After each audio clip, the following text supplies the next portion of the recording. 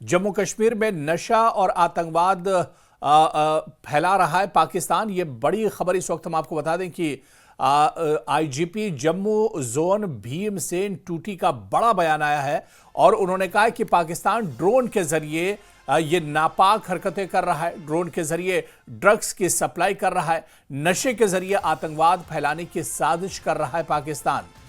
Police ने भारी मात्रा में नशे की खेप बरामद की है।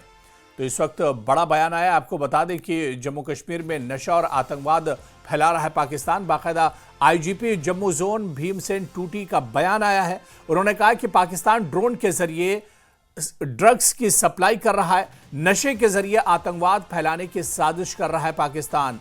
आईजीपी जम्मू ने कहा कि पुलिस ने भारी मात्रा में नशे की खेप बरामद की है और इस मौके पर उन्होंने दावा किया कि पाकिस्तान दरअसल आतंकवाद और नशे का जो कारोबार है, जो धंधा है, वो फैलाने का काम कर रहा है।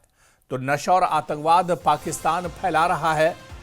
उन्होंने कहा कि जम्मू कश्मीर के लिए पाकिस्तान की ये बड़ी साजिश है। दरअसल पाकिस्तान नहीं चाहता है कि जम्मू कश्मीर में हालात बेहतर रहें, इसी वजह से आतंकवाद और अब नशे के जरिए से अपनी नापाक हरकतों को पाकिस्तान अंजाम दे रहा है। और बाकायदा जम्मू जोन के आईजीपी ने यह दावा किया है। उन्होंने कहा है कि जम्मू कश्मीर में हालात खराब करने के लिए आतंकवाद और इसके अलावा नशा फैलाने का काम पाकिस्तान कर रहा है। और इस बीच जिस तरह से ड्रोन के जरिए से कई अटेम्प्ट किए गए, हालांकि इन ड्रोन की कार्रवाइयों को पुलिस ने और सिक्योरिटी फोर्सेस ने नाकाम बना दिया, लेकिन ड्रोन के जरिए से अपनी नापाक हरकतों को पाकिस्तान लगातार अंजाम दे रहा है। पाकिस्तान सरहद के उस पार से सरहद के इस पार नशीले जो पदार्थ है उन्हें भेजता है और नशे की जो खेप है वो इन्हें इस पार भेजता है ताकि इससे एक तरह से नौजवान और जो युवा हैं उनमें नशे की लत बढ़ाई जाए।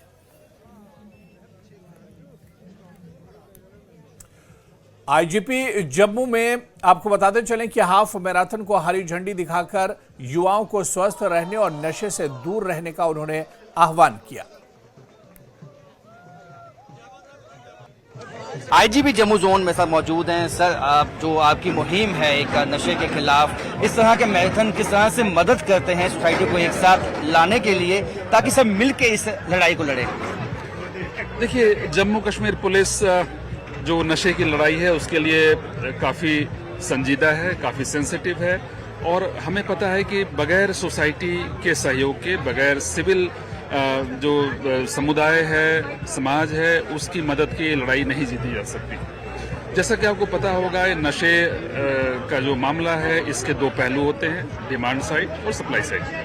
पुलिस नॉर्मली सप्लाई साइड जो है उस पर मार करने की कोशिश करती है, अपराधियों को पकड़ती है, सामान सीज करती है, लेकिन यह लड़ाई हमारी नज़र में तब तक अधूरी है जब तक हम लोग डिमांड साइड को कंट्रोल ना करें। डिमांड साइड कहने का मतलब समाज, डिमांड साइड कहने का मतलब परिवार। देखिए, इस तरह का जो प्रयास है ये सिंबॉलिक है, मैं मानता हूँ, लेकिन इससे क्या होता है कि सोसाइटी के साथ जो हमारा जो संबंध है वो मजबूत होता है और हम अपना जो संदेश है उसको पावरफुली लोगों तक पहुँचा पाते हैं। ये जैसा कि आप देख रहे हैं, फिक्की फ्लो एक जो महत्वपूर्ण संस्था है, उसके मदद से हम लोग ये मैराथन का आयोजन कर रहे हैं। समाज के सभी मानिंद लोग यहाँ पे मौजूद हैं और जब इस तरह की कार्रवाई होती है तो उसका संदेश जो है सिविल सोसाइटी के माध्यम से दूर तक पहुंचता है। ये सब जानते हैं कि इस वक्त पुलिस के सामने दो चैलेंज सबसे बड़े हैं। एक तो इंटरस्टेट ड्रग माफिया तो है ही है, लेकिन पाकिस्तान एक ड्रग्स नारकोटिक्स फैलाने का एक अहम जो है उसने हमेशा से कोशिश जारी रखी है। उसमें हम कितना उसको जो है खत्म कर पाए हैं? देखिए, जो बीते कुछ महीनों में जो बड़ी खेप नशे की हम लोगों ने पकड़ी है, ये सभी क्रॉस बॉर्डर स्मगलिंग के जरिए हमारे पास आए हैं। तो इसमें कहीं दो मत नहीं है कि जो नशीली सामग्री है वो सीमा पार से आ रही है। 2-3 मामलों में हमने इन्वेस्टिगेशन को काफ़ी आगे तक बढ़ाया। उसके जो फॉरवर्ड लिंकेजेस है पूरी कड़ी हम लोगों ने पकड़ी। इसमें एक प्रसिद्ध मामला है जो ड्रोन के जरिए डिलीवरी हुई थी कठुआ में, उसमें जब हम लोग इन्वेस्टिगेशन करते गए तो ये पूरी जो कड़ी है वो हम लोगों ने जाके पंजाब में पकड़ी। इस तरह अभी पुंछ में एक बड़ी रिकवरी हुई है, उसमें हम लोग आगे बढ़ रहे हैं और इसमें भी जो फॉरवर्ड लिंकेजेस है उसको हम लोग मुझे लगता है कि सही तरीके से खोल पाएंगे। लेकिन जहां तक बैकवर्ड लिंकेजेस की बात है वो एक लेवल तक आने के बाद उसमें फिर हमें कठिनाई होती है क्योंकि इसमें सीमा पार के तार जुड़े हुए रहते हैं। बट फॉरवर्ड लिंकेजेस हम लोग पूरी तरह से अनकवर कर रहे हैं, उस पर हम लोग कार्रवाई कर रहे हैं। आतंकवाद में भी ये पैसा इस्तेमाल करने की अभी भी कोशिश रहती है आतंकवादियों की, ये जो ISI की है पाकिस्तान। देखिए, कई सारे case Jammu Kashmir police investigate कर रही है जिसमें यह स्पष्ट तौर पर उभर करके आया है कि नशे का जो कारोबार है, उससे जो प्रोसीड है, इसका इस्तेमाल आतंकी कार्रवाइयों में होता है जिसको हम नार्को टेररिज्म कहते हैं। उसमें कई मामलों में बड़े जो टेररिस्ट है वो भी पकड़े गए हैं, कई सारे असले पकड़े गए हैं। तो ये कार्रवाई एक लगातार हमारी जो है चल रही है। बहुत बहुत शुक्रिया। तो पाकिस्तान हमेशा से जो है नारकोटिक्स आतंकवाद फैलाने की कोशिश में रहता है, इसके चलते जो है पुलिस को बड़ी कामयाबी हासिल हुई है। और पुंछ में भी जिस तरह से IGP जम्मू जोन ने बताया कि अभी तफ्तीश चल रही है और कुछ कंसाइनमेंट वहां से पकड़ा गया है और बड़ी लीड जो है वहां से मिली है। लेकिन एक बात साफ है कि ये जो नारकोटिक के माध्यम से जो पैसा आता है उससे आतंकवादियों को और आतंकवाद को हवा देने की पाकिस्तान की अभी भी मंशा बनी हुई है। कैमरामैन साहिबा भट्ट के साथ राजन वैद, न्यूज़ 18 जम्मू। आगे बढ़ेंगे। जम्मू कश्मीर के पूर्व मुख्यमंत्री और नेशनल कॉन्फ्रेंस अध्यक्ष डॉक्टर फारूक अब्दुल्ला को अस्पताल में भर्ती कराया गया है। पार्टी नेताओं के अनुसार 87 वर्षीय फारूक अब्दुल्ला पिछले कुछ दिनों से अस्वस्थ थे। जानकारी के मुताबिक इस हफ्ते की शुरुआत में उन्हें पेट में संक्रमण यानी इन्फेक्शन की शिकायत हुई थी, जिसके बाद उन्हें श्रीनगर के एक निजी अस्पताल में भर्ती कराया गया। पार्टी के एक वरिष्ठ नेता ने बताया कि डॉक्टर फारूक अब्दुल्ला की तबीयत अब पहले से बेहतर है और उम्मीद है कि उन्हें आज या कल अस्पताल से छुट्टी मिल जाएगी। फिलहाल डॉक्टरों की निगरानी में इनका इलाज जारी है और परिवार के सदस्य भी अस्पताल में मौजूद हैं। तो डॉक्टर फारूक अब्दुल्ला को पेट में दर्द की शिकायत और इन्फेक्शन के बाद अस्पताल में भर्ती कराया गया था, लेकिन अब जो जराये के हवाले से खबर आ रही है कि उनकी तबीयत बेहतर है। श्रीनगर के एक प्राइवेट अस्पताल में भर्ती कराए गए डॉक्टर फारूक अब्दुल्ला और वहां पर डॉक्टरों की निगरानी में उनका इलाज चल रहा है। हालांकि पार्टी नेताओं ने बताया कि उनकी तबीयत अब पहले से बेहतर है और अब वो बेहतर एक तरह से महसूस कर रहे हैं। आपको बताते चलें कि नेशनल कॉन्फ्रेंस के अध्यक्ष डॉक्टर फारूक अब्दुल्ला पिछले कुछ दिनों से उनकी तबीयत खराब चल रही है। हालांकि इससे पहले भी रूटीन चेकअप्स के लिए वो हॉस्पिटल जाते रहे हैं, उनका रूटीन चेकअप भी होता रहा है, लेकिन पिछले कुछ दिनों से उनकी तबीयत खराब थी और उन्हें श्रीनगर के एक प्राइवेट अस्पताल में भर्ती कराया गया क्योंकि उन्हें पेट में दर्द की शिकायत महसूस हो रही थी। इन्फेक्शन उनके पेट में था, जिसके बाद उन्हें श्रीनगर के एक प्राइवेट अस्पताल में भर्ती कराया गया था। हालांकि अच्छी खबर यह है कि अब उनकी तबीयत में बेहतरी है और वो बेहतर महसूस कर रहे हैं। और इसके अलावा ये कहा जा रहा है कि फिलहाल डॉक्टरों की निगरानी में अस्पताल में ही हैं। आज या कल जब डॉक्टर एक तरह से पूरे तौर से उनका चेकअप हो जाएगा, उसके बाद हॉस्पिटल से छुट्टी भी मिल सकती है। तो जम्मू कश्मीर के साबिक वज़ीर आला और इसके अलावा नेशनल कॉन्फ्रेंस के सदर डॉक्टर फारूक अब्दुल्ला की तबीयत अचानक बिगड़ी थी, जिसके बाद उन्हें श्रीनगर के प्राइवेट अस्पताल में भर्ती कराया गया था। और डॉक्टर फारूक अब्दुल्ला की तबीयत पर और जानकारी लेंगे, सीधे श्रीनगर का रुख करेंगे। हमारे सहयोगी आबिद हुसैन हमारे साथ जुड़े हुए हैं। आबिद, नेशनल कॉन्फ्रेंस के सदर डॉक्टर फारूक अब्दुल्ला को श्रीनगर के अस्पताल में भर्ती कराया गया है, क्या कुछ जानकारी उनकी तबीयत को लेकर, अब क्या कुछ अपडेट है?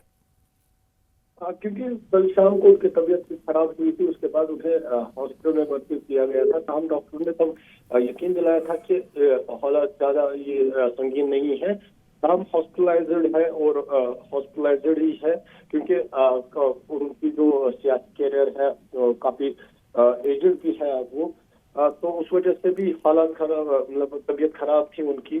तो उस वजह से क्योंकि कल बताया जा रहा है कि पेट का कुछ दर्द है, तो उस वजह से उनको हॉस्पिटलाइज किया गया था।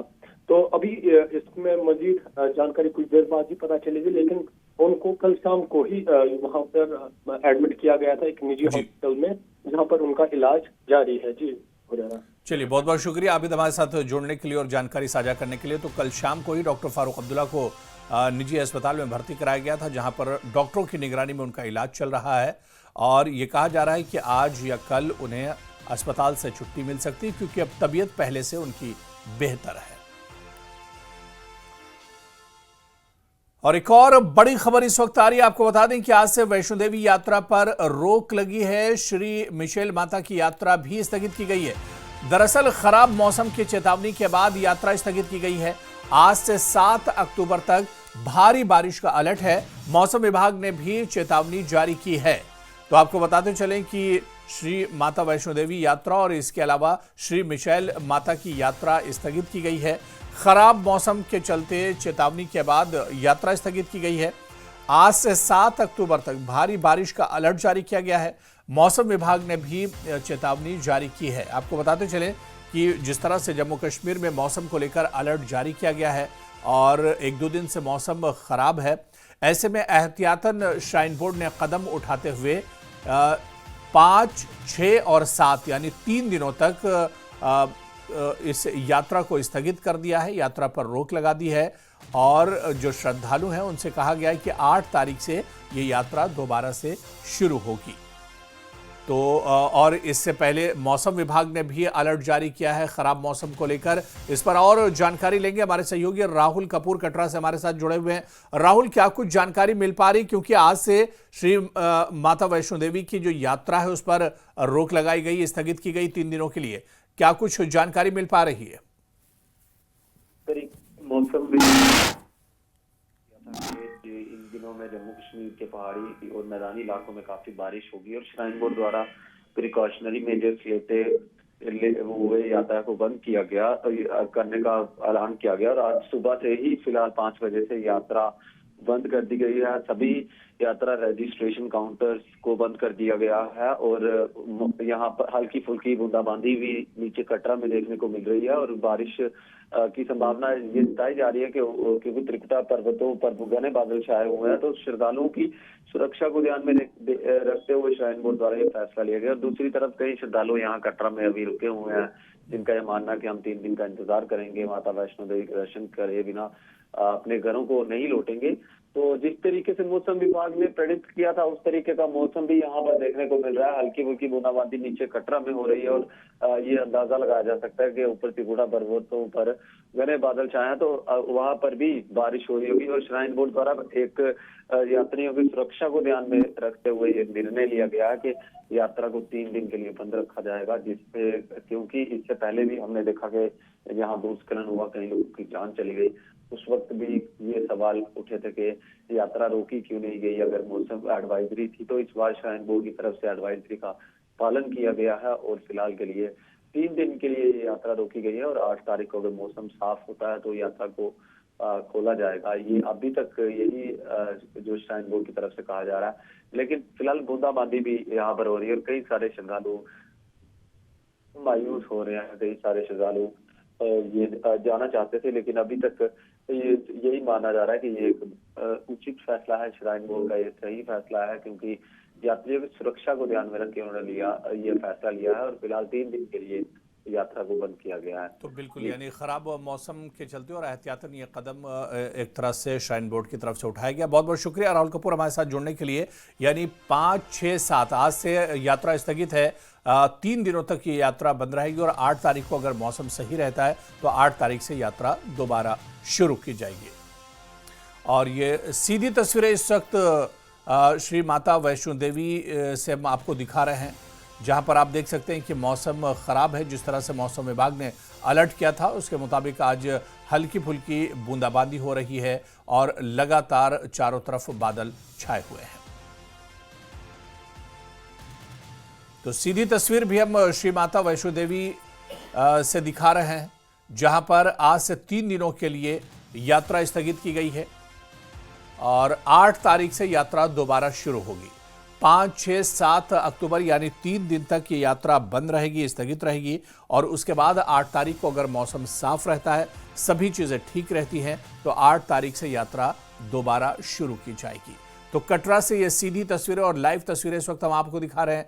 जिस तरह से मौसम विभाग ने कहा था कि मौसम खराब रहेगा, ऐसे में आज दिन शुरू होते ही बारिश का सिलसिला भी एक तरह से शुरू हो गया। हालांकि बारिश बहुत तेज नहीं हो रही, हल्की फुल्की बूंदाबांदी हो रही है, लेकिन मौसम एक तरह से खराब बना हुआ है।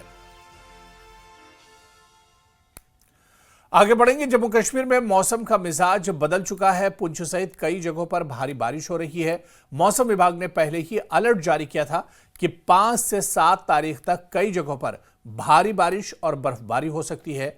और कुछ तस्वीर हम आपको पुंछ की दिखाएंगे।